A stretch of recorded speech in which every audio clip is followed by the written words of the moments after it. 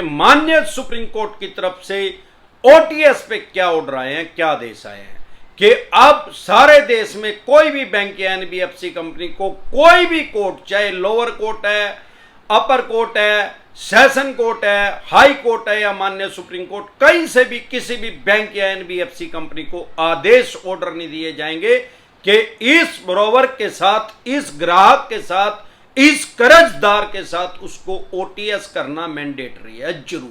तो कभी भी जब भी आपके पास सरफेसी एक्ट का नोटिस आए उसको कभी भी इग्नोर ना करें। एक बात लिख के अपनी जेब में डाल लें, 138 का चेक बाउंस का जब भी नोटिस आए उसको कभी इग्नोर ना करें, क्योंकि वो आपको जेल में पहुंचा सकता है अगर आप उसको इग्नोर करेंगे।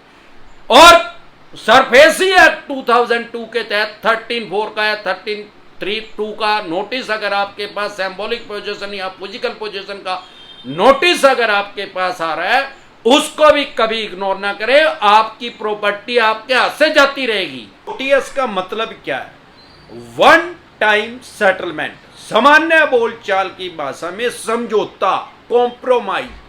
भाई जब दो पार्टी आपसी सहमति से किसी बात पे सहमत हो जाते हैं, समझौता कर लेते हैं, कॉम्प्रोमाइज कर लेते हैं, सामान्य बोलचाल की भाषा में मियां बीबी राजी तो क्या करेगा काजी, तो किसी मीडिएटर की फिर कोई जरूरत नहीं रहती। भाई किसी भी बैंक या एनबीएफसी कंपनी से आपने पैसा लिया है, फॉर एग्जांपल 10 लाख रुपए लिए हैं और वो 2.5 लाख रुपए आपसे रिफंड लेने के लिए तैयार हैं, तो फिर किसी को क्या एतराज हो सकता है?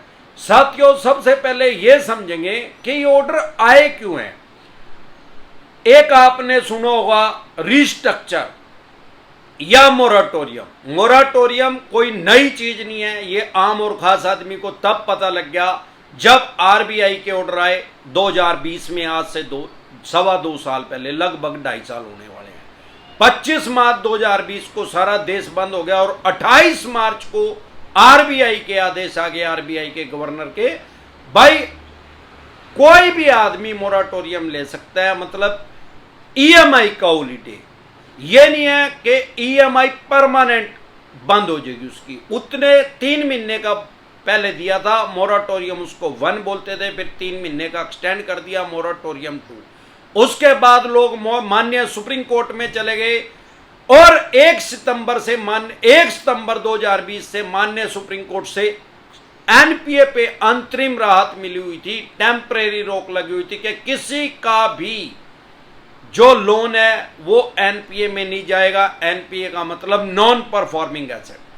23 मार्च 2021 को माननीय सुप्रीम कोर्ट से एनपीए से रोक हट गई। उसके बाद धड़ाधड़ लोगों के लोन जो है एनपीए में जाने लगे।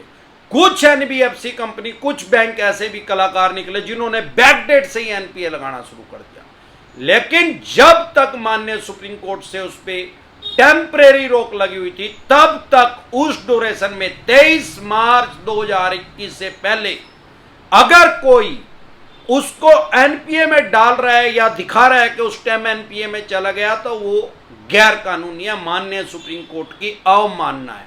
आप उसके खिलाफ रिट दायर कर सकते हैं, याचिका दायर कर सकते हैं माननीय सुप्रीम कोर्ट में। साथियों, रिस्ट्रक्चर क्या है? रिस्ट्रक्चर की अगर सामान्य बोलचाल की भाषा में बात करूं तो इसको मकान को सारे को घेर दो, बिल्डिंग को मेल्ट कर दो, जीरो कर दो, जड़ भी इसकी उखाड़ दो और दोबारा से इसकी नींव डाल के फाउंडेशन करके इसको, मकान को, दुकान को, फैक्ट्री को, कारखाने को दोबारा से बनाया जाए। ऐसे ही रिस्ट्रक्चर का मतलब है पुराने लोन को जड़ से खत्म करना, क्वैशिंग करना उसकी, और एक नया लोन बनाना, नया लोन नंबर देना, उसमें बैंक या एनबीएफसी कंपनी प्रोसेसिंग चार्जेस भी लेंगे, सारा नए तरीके से लोन होगा। अब उसमें क्या होगा, टाइम ड्यूरेशन बढ़ जाएगी, आपकी लोन की जो टर्म है वो लंबी हो जाएगी। आपके अकॉर्डिंग उसको वो सेट कर सकते हैं। ये उसी के अंदर ही मोराटोरियम जो है वो इनबिल्ट है। कोई भी बैंक या एनबीएफसी कंपनी जब भी मोराटोरियम देती है 3 महीने, 6, 9, 12, 15, 18, 21 या 24 महीने के लिए, मैक्सिमम 2 साल के लिए मिल सकता है। अब वो 3, 6, 9 महीने के लिए क्यों मिलता है? एक महीने के लिए, 5 महीने के लिए, 7 महीने के लिए या 11 महीने के लिए क्यों नहीं मिलता? क्योंकि हर बैंक और एनबीएफसी कंपनी क्वार्टरली 3 महीने के बाद अपना हिसाब करते हैं, लेखा जोखा देखते हैं कि क्या प्रॉफिट हुआ, क्या लॉस हुआ, फायदे में है क्या नहीं है। इसीलिए वो 3 महीने, 6, 9, 12, 15, 18, 21 या 24 महीने के लिए मोराटोरियम दे सकती है अगर आपका लोन रिस्ट्रक्चर हो रहा है तो। अब सवाल ये आता है कि जैसे अभी भाई ओटीएस पे रोक लग गया क्या, एक साउथ की एक कंपनी है, 114 करोड़ का उसका लोन था, वो माननीय सुप्रीम कोर्ट में चली गई थी और माननीय सुप्रीम कोर्ट के आदेश आए कि भाई हम ओटीएस के आदेश किसी भी बैंक या एनबीएफसी कंपनी को नहीं देंगे। वैसे भी मैं आपकी जानकारी के लिए बता दूं, हमारे देश की कोई भी कोर्ट ऐसे ऑर्डर, ऐसे आदेश पारित नहीं करती कि किसी भी बैंक या एनबीएफसी कंपनी को बाध्य किया जाए, मजबूर किया जाए, उसको ज्यादा प्रेशराइज किया जाए कि भाई उसको ओटीएस करनी ही पड़ेगी, वन टाइम सेटलमेंट करनी ही पड़ेगी। यह कोई मैंडेटरी नहीं है बैंक और एनबीएफसी कंपनी के लिए ओटीएस करना। अब फिर सवाल है कि ओटीएस करते क्यों है? वही लगी फटने, खरात लगी बटने। अगर ये आपके ऊपर केस करेंगे, केस की इंतजार में रहेंगे तो माननीय सुप्रीम कोर्ट तक जाते आते 40-45 साल लगेंगे। 2-3 साल में इनकी कैच भरने आ जाएगी। क्या आ जाएगी? कैच भरने आ जाएगी इनकी 2-3 साल में। इतना इनके पास पेशेंस नहीं है, धैर्य नहीं है, क्योंकि इनको यह पता है जिसको इन्होंने लोन दे रखा है वो कोई 16 साल का नहीं है, 20, 25, 30, 35, 40 साल का तो होगा। और जिसने लोन दे रखा है, जो बैंक का मालिक एनबीएफसी कंपनी का, वो आदमी तो है, कोई भूत थोड़ी है यार। उसकी 16 साल के लड़के या लड़की को तो किसी बैंक एनबीएफसी कंपनी की पावर ही नहीं है, आरबीआई ने परमिशन ही दे रखी उसको बैंकिंग करने की। तो उसकी उम्र भी 25, 30, 35, 40, 50 होगी।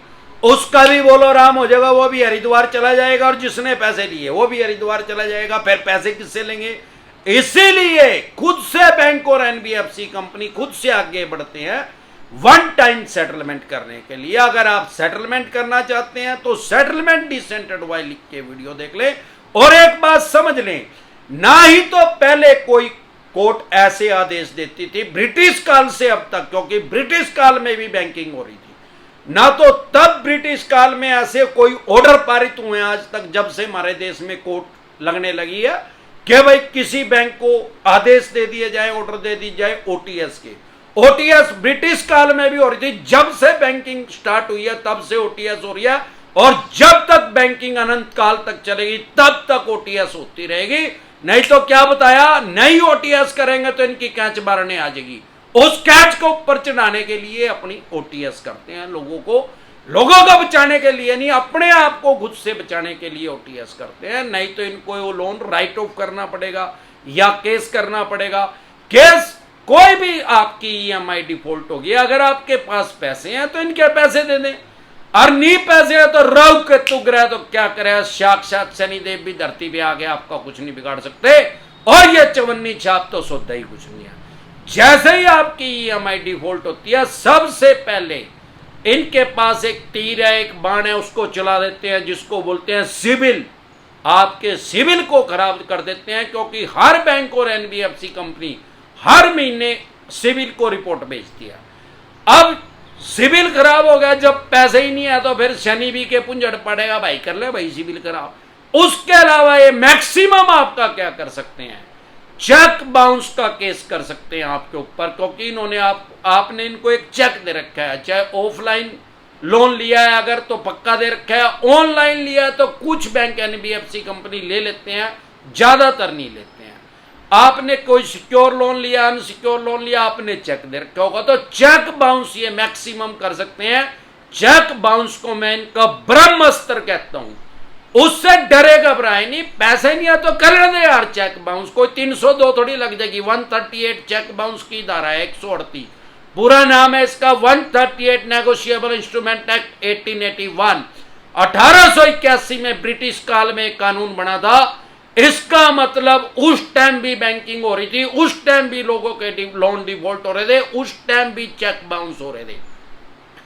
107 साल तक ये सिविल का मैटर रहा, सिविल का केस दर्ज होता था। 1988 में इसको क्राइम की श्रेणी में भी डाल दिया गया, मतलब इसको 50-50 कर दिया। खाली क्राइम में नहीं डाला, सिविल का भी और क्रिमिनल का भी। इसमें आपको या तो 100% तक जुर्माना हो सकता है, अगर सामान्य बोलचाल की भाषा में बात करें तो अगर आपने 5 लाख रुपए का चेक दिया है इनको तो आपको 10 लाख रुपए तक, डबल पैसे तक देने पड़ सकते हैं जज साहब के ऑर्डर के द्वारा। अब जरूरी नहीं है जज साहब डबल ही कहेंगे, हो सकता है 6 लाख कह दें या 7 कह दें, वो डिपेंड करता है कि उन्होंने वो क्या जज किया। या मैक्सिमम 2 साल तक की सजा हो सकती है, जरूरी नहीं है कि 2 साल की होगी, 6 महीने की हो जो, 3 महीने की हो जो, 12 महीने की हो जो, 1.5 साल की हो जो, 2 साल की हो जो, मैक्सिमम 2 साल की सजा का प्रावधान है एक चेक बाउंस के अंदर। और मैंने आज तक 50 लाख से कम में किसी को 2 साल की सजा नहीं होते हुए देखिए, क्योंकि जज साहब भी बहुत बड़ी पोस्ट है और जज साहब जो होते हैं वो बहुत जो दिमाग वाले आदमी होते हैं वो उस तक जाते हैं, वो बहुत ज्यादा ब्रिलियंट होते हैं। वो खुद से ये जांचते हैं, जज करते हैं कि जिसने उन बैंक या एनबीएफसी कंपनी का पैसा नहीं दिया, क्या उसकी इंटेंशन ऐसी थी, उसकी नीयत खराब थी, भाई मैं इनका पैसा नहीं दूं, या उस आदमी की कोई जेन्युइन प्रॉब्लम है। अगर चेक बाउंस का केस इन्होंने कर भी दिया आपके ऊपर, सबसे पहले तो ई कोर्ट लोड कर ले अपने फोन में आप, क्योंकि सारे देश की कोर्ट जो है वो ऑनलाइन हो चुकी है। अब इनका चवन्नी छापों का गस्सा चलने वाला नहीं है, जो ये फेक नोटिस भेज के लोगों को डराते थे। अब यूट्यूब पे जलजला आ चुका है, अमरदीप का ध्यान आ चुका है, इन चवन्नी छापों को जरूर हरिद्वार तक छोड़ के आऊंगा। साथियों, ई कोर्ट लोड कर लें, वो बिल्कुल आसान है, जैसे पेटीएम चलाना आसान है ऐसे ही ई कोर्ट भी चलानी आसान है। जो आपके पास नोटिस आया उसको ई कोर्ट में चेक कर लें, आपको पता लग जाएगा कि वो चलान जो ये भेज रहे हैं, नोटिस जो समन भेज रहे हैं, वो जेन्युइन है क्या फेक है। अगर वो जेन्युइन है तो उसको कभी भी अवॉइड ना करें, उसको इग्नोर ना करें, उसकी अनदेखी ना करें। अगर आप उसकी अनदेखी करेंगे, उसको इग्नोर करेंगे, तो आप कोर्ट के भगोड़े घोषित हो जाएंगे, आपका नॉन बेलेबल वारंट इशू हो सकता है कोर्ट से गैर जमानती। फिर आपको कम से कम 14 दिन के लिए न्यायिक हिरासत में जाना पड़ेगा, मतलब कम से कम 14 दिन के लिए आपको जेल में जाना पड़ेगा। लेकिन अगर आप उसको इग्नोर नहीं कर रहे, पहली दूसरी तारीख पे आप चले जाते हैं, तो तुरंत प्रभाव से बेल मिल जाएगी, जमानत मिल जाएगी, साथ के साथ आपको जमानत मिल जाएगी। जिस भी डिस्ट्रिक्ट में इन्होंने आपका चेक बाउंस किया है वहीं पे जमानत मिल जाएगी, आपको बेल मिल जाएगी। बेल या जमानत करवाने के लिए आपको उस स्टेट के हाई कोर्ट में जाना नहीं पड़ेगा। साथियों, इसके अलावा अगर आपके पास ये सरफेसी एक्ट का नोटिस भेज रहे हैं या सरफेसी एक्ट 2002 के तहत 13(2) का नोटिस भेज रहे हैं, 13(4) का भेज रहे हैं, सिंबॉलिक पोजीशन का, फिजिकल पोजीशन का, डीएम साहब का, या 138 नेगोशिएबल इंस्ट्रूमेंट एक्ट 1881 का, पेमेंट एंड सेटलमेंट एक्ट 2007 का, या आर्बिट्रेशन एंड कंसोलिडेशन एक्ट 1996 का, या रिकॉल नोटिस भेज रहे हैं, अन्य किसी भी तरह का कोई भी नोटिस भेज रहे हैं, तो कभी भी जब भी आपके पास सरफेसी एक्ट का नोटिस आए उसको कभी भी इग्नोर ना करें। एक बात लिख के अपनी जेब में डाल लें, 138 का चेक बाउंस का जब भी नोटिस आए उसको कभी इग्नोर ना करें, क्योंकि वो आपको जेल में पहुंचा सकता है अगर आप उसको इग्नोर करेंगे। और सरफेसी एक्ट 2002 के तहत 13(4) का या 13(3)(2) का नोटिस अगर आपके पास, सिंबॉलिक पोजीशन या फिजिकल पोजीशन का नोटिस अगर आपके पास आ रहा है, उसको भी कभी इग्नोर ना करें। आपकी प्रॉपर्टी आपके हाथ से जाती रहेगी, फिर वो चाहे 2 करोड़ की हो, 5 की हो, 25 की हो, 50 करोड़ की है, जितने भी करोड़ की, उसकी एक्शन कर देंगे, बोली कर देंगे, सेल कर देंगे। अगर ऐसा नोटिस आ रहा है तो तुरंत प्रभाव से लीगल एडवाइस लें, क्योंकि प्रिवेंशन बेटर देन क्योर, इलाज से हमेशा परहेज बेहतर है। ऐसा नहीं है कि सरफेसी एक्ट ने आपके जो राइट्स हैं, जो अधिकार हैं, वो खत्म कर दिए हैं। हमारे यहाँ वर्ल्ड की सबसे बड़ी डेमोक्रेसी है, दुनिया का सबसे बड़ा लोकतंत्र हमारे भारत देश में है। ऐसा कोई भी कानून नहीं आएगा हमारे देश में, जहां तक मैं समझता हूं, कि जो आम और खास आदमी के राइट्स और अधिकारों का हनन करेगा जो संविधान ने हमें दिए हैं। जैसे आप अपने राइट्स और आपको अधिकार पता होगा तो ये आपकी प्रॉपर्टी का कुछ नहीं कर सकते। निंजा टेक्निक जान लें इनसे बचने की। इसके अलावा अगर आप हमारे साथ टेलीफोनिकली जुड़ना चाहते हैं, पर्सनल मीटिंग करना चाहते हैं, आपकी स्क्रीन पे कमेंट बॉक्स के अंदर एक नंबर आया हुआ है 9306347314। इस नंबर को सेव करके व्हाट्सएप मैसेज करें, तुरंत प्रभाव से रिप्लाई आएगा कि कैसे आप हमारे साथ टेलीफोनिकली जुड़ सकते हैं, पर्सनल मीटिंग कर सकते हैं। फिर आपका लोन 2 करोड़ का है, 5 का है, 25 का, 50 करोड़ का है, जितने भी करोड़ का। एक बार जोर से मिलकर नारा लगाएंगे, जय ससुराल वालों की।